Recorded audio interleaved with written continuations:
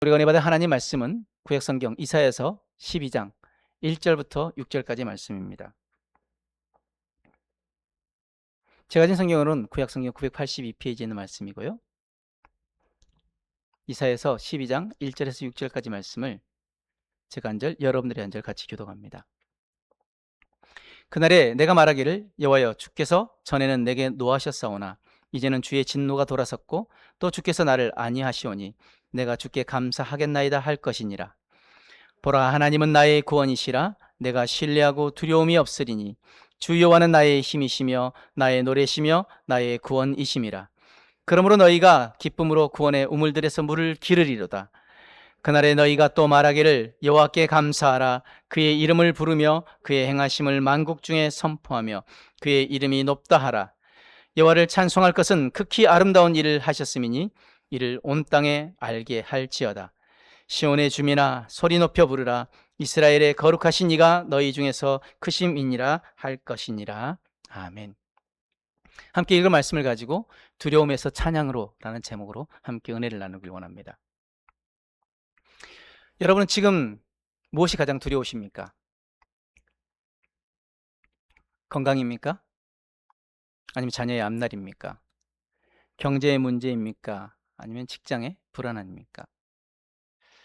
앞으로 다가올 노후입니까? 아니면 누구에게도 말하지 못하고 마음속에만 감춰둔 어떤 문제입니까?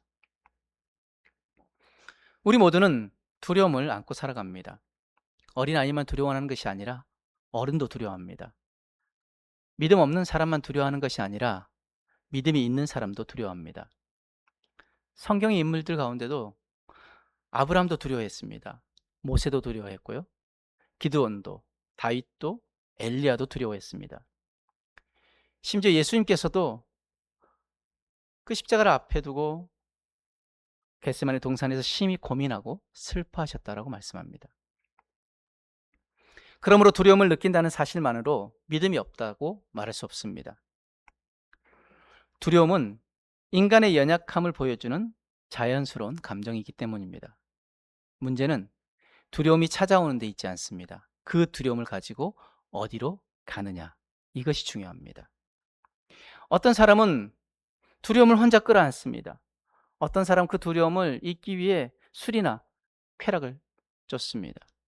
어떤 사람은 아직 일어나지도 않은 일을 수없이 상상하며 스스로를 끊임없이 괴롭힙니다. 그러나 성경은 두려움을 숨기라고 말하지 않습니다. 하나님께 가지고 나오라고 말씀합니다. 그런데 혹시 하나님께 나오는 것도 두려우십니까? 하나님 사랑한다고 말하지만 하나님 앞에 가까이 나아가는 것이 부담스럽습니까? 기도하려고 하면 자신의 부족함이 먼저 떠오르십니까? 성경 읽으려고 하면 책망받을 것 같아 그런 마음이 들어서 쉽게 말씀을 펴지 못하고 있지는 않습니까? 실패하고 넘어졌을 때 하나님께 돌아가기보다 오히려 하나님을 피하고 있지는 않습니까? 성경에서 사람이 처음으로 두려움을 고백한 장면이 있습니다. 바로 창세기 3장인데 아담과 하와가 하나님이 따먹지 말라고 한 선악을 알게 하는 나무의 열매를 먹고 그들이 하나님 두려워서 숨었습니다. 하나님이 아담을 부르십니다. 아담아, 네가 어디 있느냐? 아담이 뭐라고 대답하죠? 하나님, 제가 벗었으므로 두려워하여 숨었나이다. 아담은 뱀을 피해 숨지 않았습니다. 아담은 환경을 피해 숨지 않았습니다. 하나님을 피해 숨었습니다. 죄는 하나님을 사랑의 아버지가 아니라 피해야 할 무서운 분으로 보이게 만들었습니다. 죄는 사람을 숨게 만들었습니다. 죄는 사람을 하나님에게서 멀어지게 만들었습니다. 그리고 하나님에게서 멀어진 사람의 마음에 두려움이 들어왔습니다. 오늘 우리가 읽은 이사야서 12장은 창세기 3장과 전혀 다른 장면을 보여줍니다. 창세기 3장의 사람은 숨습니다. 그러나 이사야 12장의 사람은 노래합니다. 창세기 3장의 사람은 두려워합니다. 그러나 이사야 12장의 사람은 기뻐합니다. 창세기 3장의 사람은 하나님을 피합니다. 그러나 이사야 12장의 사람은 하나님의 이름을 높입니다. 그런데 이사야 12장의 사람도 처음부터 노래하고 기뻐하고 찬양하는 사람이 아니었습니다. 처음에는 두려움이었지만 그 두려움이 변하여 기쁨의 노래가 되었습니다. 오늘 말씀을 통해 우리의 두려움이 어디에서 시작되었는지, 그리고 그 두려움이 어떻게 믿음으로 바뀌는지, 그리고 마침내 어떻게 두려움이 변하여 찬양이 되는지 함께 우리가 묵상해 보길 원합니다. 먼저 두려움은 하나님에게서 멀어질 때 시작됩니다. 1절 말씀 함께 봅니다. 그날에 내가 말하기를 여호와여 주께서 전에는 내게 노하셨사오나 이제는 주의 진노가 돌아섰고 또 주께서 나를 아니하시오니 내가 주께 감사하겠나이다 할 것이니라. 이사야는 그날에 하나님의 백성이 감사하게 될 것이라고 말합니다. 그런데 감사의 이유가 무엇입니까? 나라가 강해졌기 때문입니까? 경제가 좋아졌기 때문입니까? 원수가 사라졌기 때문입니까? 아닙니다. 가장 먼저 고백하는 감사의 이유는 이것입니다. 주의 진노가 돌아섰고 또 주께서 나를 아니하시나이다. 하나님과의 관계가 회복된 것입니다. 이것이 감사의 시작입니다. 우리는 보통 이렇게 생각합니다.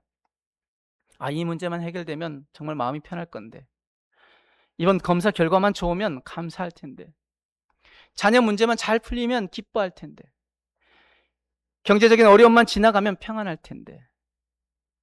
물론 그 문제들 중요합니다. 우리는 현실의 고통을 가볍게 여겨서는 안 됩니다.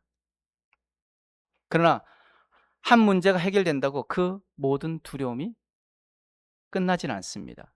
건강의 문제가 해결되면 경제적인 염려가 찾아옵니다. 경제 문제가 해결되면 자녀의 문제가 마음을 어지럽게 만듭니다. 자녀가 자리를 잡으면 노후가 걱정됩니다. 하나의 염려가 떠나가면 또 다른 염려가 그 자리를 차지합니다. 왜 그렇습니까? 우리 인생의 가장 깊은 문제는 환경만의 문제가 아니기 때문입니다. 하나님과의 관계가 깨어진 것이 인간의 가장 깊은 문제입니다. 우리 창세기 3장을 다시 한번 생각해 보시길 바랍니다. 죄를 범한 아담은 나무 사이에 숨었습니다. 그러나 하나님께서 먼저 아담을 찾아오십니다. 아담아, 네가 어디 있느냐? 하나님께서 지금 아담에게 물으신 것은 아담의 위치를 몰라서 물으시는 것이 아닙니다. 하나님 아담이 어디에 숨었는지 알고 계셨습니다. 그 질문은 위치에 관한 질문이 아니라 관계에 관한 질문이었습니다. 아담아, 네가 왜 나의 명령을 어기고 나를 떠났느냐? 왜 내 앞에 숨고 있느냐? 왜 나와의 관계를 버리고 두려움 속에 숨어 있느냐? 오늘도 하나님께서 우리에게 똑같이 물으십니다. 사랑하는 내 아들아, 내 딸아, 네가 지금 어디 있느냐? 왜 기도를 멈추었느냐? 왜 말씀에서 멀어졌느냐? 왜 혼자 숨어서 울고 있느냐? 왜 나에게 그 문제를 가지고 오지 않고 혼자 그걸 붙들고 견디고 있느냐? 사랑하는 성도 여러분, 혹시 하나님 앞에서 숨고 계시고 계신 것은 아닙니까? 몸은 예배당에 있지만 마음은 멀리 떠나 있지 않습니까? 예배는 드리지만 하나님과 진실하게 대화하지 못하고 있지는 않습니까? 실패했다는 이유로, 또 같은 죄를 범했다는 이유로, 말씀대로 기도한 대로 살지 못했다는 이유로 하나님께 가까이 나아갈 자격이 없다고 생각하고 있지는 않습니까? 사탄은 우리에게 말합니다. 너는 또 실패했어. 너 같은 사람이 무슨 기도를 하느냐고. 하나님도 너에게 실망했을 거라고. 야, 좀 더 나아진 뒤에, 네가 그래도 좀 괜찮은 사람이 된 뒤에 하나님께 나아가라고. 그러나 복음은 정반대로 말합니다. 숨지 말고 돌아오라. 잘한 뒤에 돌아오는 것 아닙니다. 깨끗해진 뒤에 돌아오는 것 아닙니다. 상처 입은 모습 그대로, 실패한 모습 그대로, 두려워하는 그 모습 그대로 하나님께 돌아오는 것입니다. 그런데 죄인인 우리가 어떻게 거룩하신 하나님께 돌아갈 수 있습니까? 우리의 결심으로는 돌아갈 수 없습니다. 우리의 선행으로도 돌아갈 수 없습니다. 우리의 공로로는 하나님의 진노를 돌이킬 수 없습니다. 그래서 예수님께서 우리 가운데 오셨습니다. 예수님께서 우리가 받아야 할 심판을 대신 받으셨습니다. 십자가 위에서 우리가 받아야 할 진노를 대신 담당하셨습니다. 예수님께서 그 십자가에서 외치셨습니다. 나의 하나님 어찌하여 나를 버리셨나이까? 예수님께서 버림받으심으로 말미암아 우리가 받아들여졌습니다. 예수님께서 어둠 속에 서심으로 우리가 빛 가운데 나오게 되었습니다. 예수님께서 죄의 값을 담당하심으로 말미암아 우리가 구원을 얻게 되었습니다. 그래서 이사야는 고백합니다. 주의 진노가 돌아섰고 또 주께서 나를 아니하시나이다.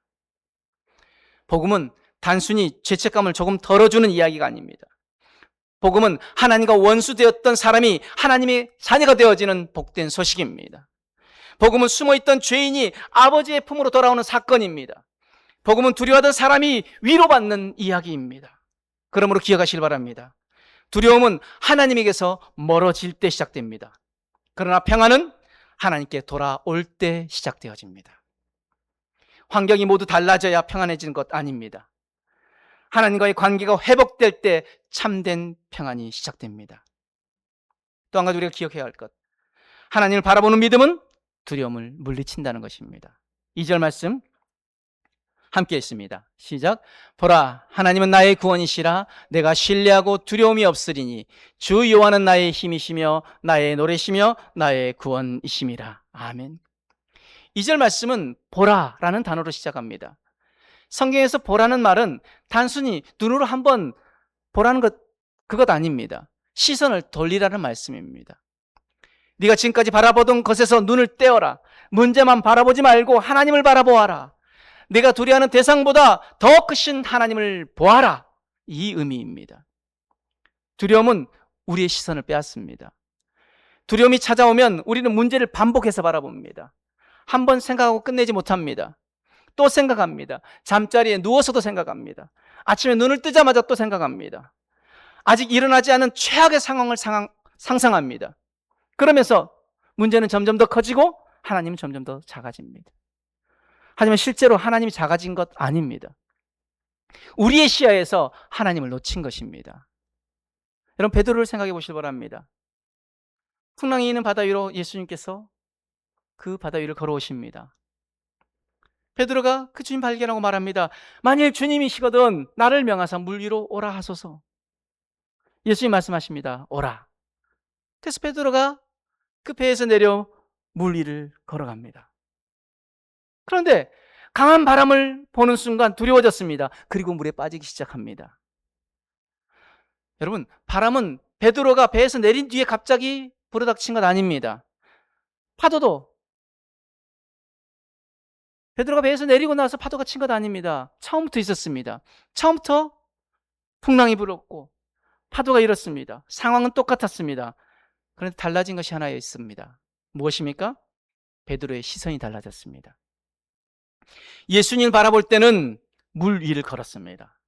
그러나 바람을 바라볼 때 물속에 가라앉았습니다. 우리의 삶도 마찬가지입니다. 문제가 갑자기 커진 것 아닙니다. 우리가 문제를 바라보는 시간이 하나님을 바라보는 시간보다 길어진 것입니다.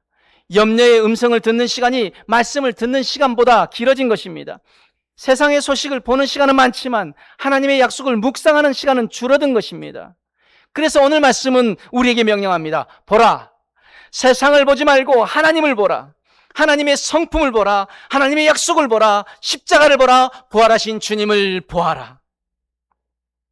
여러분, 오늘 이 한 문장을 여러분 마음에 새기시길 바랍니다. 두려움은 환경만의 문제가 아니라 시선의 문제입니다. 한번 따라해 볼까요? 두려움은 환경만의 문제가 아니라 시선의 문제입니다. 믿음은 현실을 부정하는 것이 아닙니다. 아픈데 아프지 않다고 말하는 것이 믿음 아닙니다. 문제가 있는데 문제가 없다고 우기는 것이 믿음이 아닙니다. 믿음은 현실을 정확히 보면서도 현실보다 하나님을 더 크게 보는 것입니다. 암이라는 현실을 보지만 생명의 주인이신 하나님을 더 크게 보는 것입니다. 경제적인 어려움을 보지만 공급하시는 하나님을 더 크게 보는 것입니다. 자녀의 부족함을 보지만 그 자녀를 붙드시는 하나님을 더 크게 보는 것입니다. 내 연약함을 보지만 나를 끝까지 포기하지 않으시는 하나님을 더 크게 보는 것입니다. 그래서 이사야는 고백합니다. 하나님은 나의 구원이시라.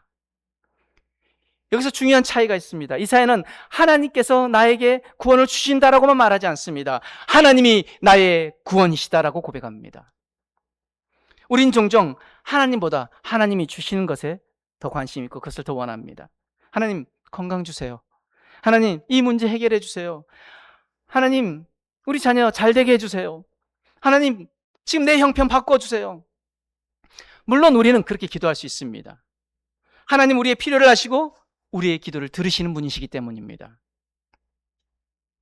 그러나 하나님께서 우리에게 주시는 가장 큰 선물은 건강도 아니고 성공도 아니고 형통도 아닙니다. 하나님께서 주신 가장 큰 선물은 하나님 자신입니다. 여러분께 묻겠습니다. 하나님을 원하십니까? 아니면 하나님이 주시는 것만 원하십니까? 모든 문제가 해결되어도 하나님이 함께 하시지 않는다면 그것이 참된 복이겠습니까? 아직 해결되지 않는 문제가 있어도 하나님이 함께 하신다면 우리는 소망을 가질 수 있습니다. 양에게 가장 큰 복은 푸른 풀밭, 쉴만한 물가만이 아닙니다. 푸른 풀밭도 마를 수 있습니다. 쉴만한 물가도 때로는 가뭄이 찾아올 수 있습니다. 그러나 목자가 함께 계시면 양은 다시 길을 찾을 수 있습니다. 그래서 다윗은 고백합니다. 여호와는 나의 목자시니 내게 부족함이 없으리로다. 성도의 가장 큰 복은 문제가 없는 삶이 아닙니다. 어떤 문제 속에서도 하나님이 함께 하시는 삶입니다. 그렇다면 우리는 실제로 어떻게 하나님을 바라보며 두려움을 이길 수 있을까요? 첫 번째, 하나님의 임재를 기억하시길 바랍니다. 하나님 이사야서 41장 10절 말씀에 이렇게 말씀하십니다. 두려워하지 말라, 내가 너와 함께함이라. 놀라지 말라, 나는 내 하나님이 됨이라. 내가 너를 굳세게 하리라. 참으로 너를 도와주리라. 참으로 나의 의로운 오른손으로 너를 붙들리라. 아멘. 하나님께서는 두려워하지 말라고만 명령하지 않으십니다. 그 이유를 말씀하십니다. 내가 너와 함께한다. 어두운 방을 무서워하는 아이에게 어머니가 다가와 손을 잡아줍니다. 방은 어두움 그대로입니다. 그러나 아이의 마음이 달라집니다. 어둠이 사라졌기 때문이 아닙니다. 바로 함께하는 사람이 있기 때문입니다. 우리도 마찬가지입니다.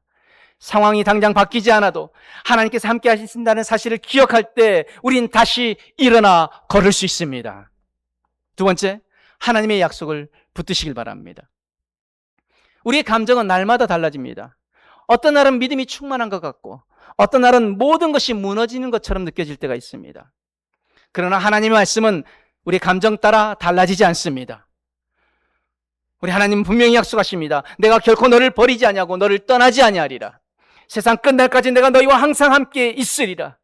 모든 것이 합력하여 선을 이루느니라. 분명히 약속하십니다. 두려움이 말하는 가능성보다 하나님께서 말씀하신 그 약속을 더 신뢰하시길 바랍니다. 세 번째, 기도로 마음과 생각을 맡기시길 바랍니다. 빌립보서 4장 6절 7절 말씀은 이렇게 말씀합니다. 아무것도 염려하지 말고 다만 모든 일에 기도와 간구로 너희 구할 것을 감사함으로 하나님께 아뢰라. 그리하면 모든 지각에 뛰어난 하나님의 평강이 그리스도 예수 안에서 너희 마음과 생각을 지키시리라. 아멘. 기도는 하나님께 새로운 정보를 알려드리는 시간이 아닙니다. 하나님은 이미 모든 것을 아십니다. 우리의 마음과 생각을 아십니다. 기도는 우리의 마음과 짐을 하나님께 맡기는 시간입니다. 주님께 맡기면 주님은 우리에게 평안의 은혜를 주십니다. 아무것도 염려하지 말고 다만 모든 일에 기도와 간구로 너희 구할 것을 감사함으로 하나님께 아뢰면 모든 지각에 뛰어난 하나님의 평강이 우리의 마음과 생각을 지켜주신다라고 분명히 약속하셨습니다. 주님께 맡기면 주님은 우리에게 평안의 은혜를 주신다는 것을 여러분 놓치지 마시길 바랍니다. 하지만 기도하고 나서도 상황은 그대로일 수 있습니다. 그러나 기도한 사람의 마음은 달라집니다. 문제가 내 손에 있을 때는 짐이지만 하나님 손에 맡겨지면 감사의 제목이 되어집니다. 네 번째, 두려움 속에서도 순종하시길 바랍니다. 많은 사람이 말합니다. 두려움이 사라지면 순종하겠습니다. 그러나 성경의 사람들은 두려움이 모두 사라진 다음에 순종한 것 아닙니다. 노아는 비가 오기 전에 방주를 만들었습니다. 아브라함은 목적지를 모두 알지 못한 채 그 길을 떠났습니다. 기드온은 여전히 두렵고 떨리는 마음으로 승산이 전혀 보이지 않는 전쟁터로 나아갔습니다. 베드로는 파도가 잔잔해진 다음이 아니라 파도 치는 가운데 배에서 내려 바다로 그 발을 내디뎠습니다. 믿음은 두려움이 전혀 없는 상태가 아닙니다. 믿음은 두려움보다 하나님을 더 신뢰하여 한 걸음 내딛는 것, 그것이 바로 믿음입니다. 오늘 말씀 중에 또 우리가 한 가지 붙잡아야 할 것, 하나님은 우리의 두려움을 찬양으로 바꾸시는 분이십니다. 3절 말씀입니다. 그러므로 너희가 기쁨으로 구원의 우물들에서 물을 기르리로다. 여기서 중요한 단어는 그러므로입니다. 하나님의 진노가 돌아섰기 때문에, 하나님께서 우리를 구원하셨기 때문에, 하나님께서 우리의 힘이 되셨기 때문에 그러므로 기뻐할 수 있습니다. 이사야가 이 노래를 부를 때 모든 현실이 완전히 회복된 것 아닙니다. 하나님의 백성 앞에는 여전히 고난이 있었습니다. 여전히 심판의 시간이 남아 있었습니다. 기다려야 할 약속이 있었습니다. 그런데도 이사야는 노래합니다. 왜입니까? 찬양은 문제가 모든 끝난 사람의 노래가 아니라 하나님을 신뢰하는 사람의 노래이기 때문입니다. 세상은 말합니다. 문제가 해결되면 감사하겠습니다. 원하는 것을 얻게 되면 그때 기뻐할 수 있겠습니다. 좋은 일이 생기면 내가 노래할 수 있습니다. 그러나 믿음 말합니다. 아직 문제가 남아있지만 하나님이 나의 구원이심으로 찬양하겠습니다. 눈앞에 비록 길이 보이지 않지만 하나님이 함께 하심으로 감사하겠습니다. 내가 원하는 대로 되지 않았지만 하나님은 여전히 선하심으로 예배하겠습니다. 이것이 상황을 초월하는 믿음입니다. 또 이사야는 구원의 우물들이라고 말합니다. 우물은 한번 물을 길었다고 다시 가지 않아도 되는 곳 아닙니다. 목이 마를 때마다 찾아가야 합니다. 매일 물을 길어야 합니다. 우리의 신앙도 그렇습니다. 어제 받은 은혜만으로 오늘을 살아갈 수 없습니다. 지난주 예배의 감동만으로 이번 주의 두려움을 이겨낼 수 없습니다. 10년 전 체험만 붙들고 오늘을 살아갈 수 없습니다. 날마다 구원의 우물로 나아가야 합니다. 오늘도 말씀에서 은혜를 길어야 합니다. 오늘도 기도로 그 하나님의 위로를 길어야 합니다. 오늘도 예배를 통해 새 힘을 얻어야 합니다. 성도는 은혜를 창고에 쌓아두고 살아가는 사람 아닙니다. 매일 하나님에게서 은혜를 길어 올리는 사람입니다. 아침 말씀 한 구절을 묵상하는 것이 구원의 우물에서 물을 깃는 것입니다. 불안한 마음을 가지고 하나님께 기도하는 것이 물을 깃는 것입니다. 힘든 중에서도 예배의 자리를 지키는 것이 물을 깃는 일입니다. 믿음의 사람과 함께 말씀을 나누는 것이 물을 깃는 일입니다. 그리고 그 우물에서 길어 올린 은혜는 우리 안에만 머물지 않습니다. 4절은 말합니다. 여호와께 감사하라. 그의 이름을 부르며 그의 행하심을 만국 중에 선포하며 그의 이름이 높다 하라. 5절은 또 말씀합니다. 여호와를 찬송할 것은 극히 아름다운 일을 하셨음이라. 이는 온 땅에 알게 할지어다. 은혜 받은 사람은요, 침묵할 수 없습니다. 하나님이 하신 일을 말하게 됩니다. 감사는 간증이 됩니다. 간증은 전도가 됩니다. 찬양은 세상에 대한 선포가 됩니다. 찬양은 단지 예배 시간에만 부르는 노래가 아닙니다. 찬양은 하나님을 신뢰하며 살아가는 삶의 방식입니다. 직장에서 손해보더라도 정직을 선택하는 것이 찬양입니다. 가정에서 상처받았지만 용서하기로 결단하는 것이 찬양입니다. 어려운 중에도 받은 은혜를 세워보는 것이 찬양입니다. 아픈 중에도 하나님은 선하십니다라고 고백하는 것이 찬양입니다. 낙심한 사람에게 소망의 말을 전하는 것이 찬양입니다. 주일에 부르는 찬송은 우리 월요일의 삶으로 이어져야 합니다. 예배당에서 높인 두 손은 세상을 섬기는, 그 이웃들을 섬기는 손이 되어야 합니다. 입술의 찬양은 삶의 찬양이 되어야 합니다. 오늘 본문의 6절은 이렇게 끝이 납니다. 시온의 주민아 소리 높여 부르라. 이스라엘의 거룩하신 이가 너희 중에 크심이니라 할 것이니라. 왜 소리 높여 찬양합니까? 이스라엘의 거룩하신 이가 너희 중에 크시기 때문입니다. 우리의 문제가 작아졌기 때문이 아닙니다. 우리 가운데 계시는 하나님이 크시기 때문입니다. 우리의 믿음이 강해져서가 아닙니다. 우리를 붙드시는 하나님이 강하시기 때문입니다. 우리의 형편이 완벽해서가 아닙니다. 우리 가운데 계시는 하나님이 신실하시기 때문입니다. 말씀의 결론으로 창세기 3장의 아담과 이사야 12장의 이사야의 차이는 무엇입니까? 아담은 두려워 숨었습니다. 그러나 이사야는 기뻐 노래합니다. 아담은 하나님을 피합니다. 그러나 이사야는 하나님의 이름을 높입니다. 무엇이 달라졌습니까? 환경입니까? 아닙니다. 시선입니다. 죄는 말합니다. 숨으라. 그러나 복음은 말합니다. 돌아오라. 두려움은 말합니다. 너는 혼자다. 그러나 복음은 말합니다. 하나님이 너의 구원이시다. 하나님이 너와 함께 하신다. 염려는 말합니다. 모든 것이 무너질 것이다. 그러나 복음은 말합니다. 하나님만이 나의 구원이시고 하나님 나의 피할 바위시고 하나님 나의 산성되어지신다. 사랑하는 성도 여러분, 오늘 예배를 마치고 집으로 돌아가도 현실이 당장 달라지지 않을 수 있습니다. 검사의 결과를 기다려야 할 수도 있고, 경제적인 문제와 계속 씨름해야 할 수도 있습니다. 자녀를 위해 여전히 눈물로 기대해야 할 수도 있습니다. 직장과 관계의 어려움 속으로 다시 들어가야 할 수도 있습니다. 그러나 현실이 당장 바뀌지 않더라도 한 가지 바뀔 수 있습니다.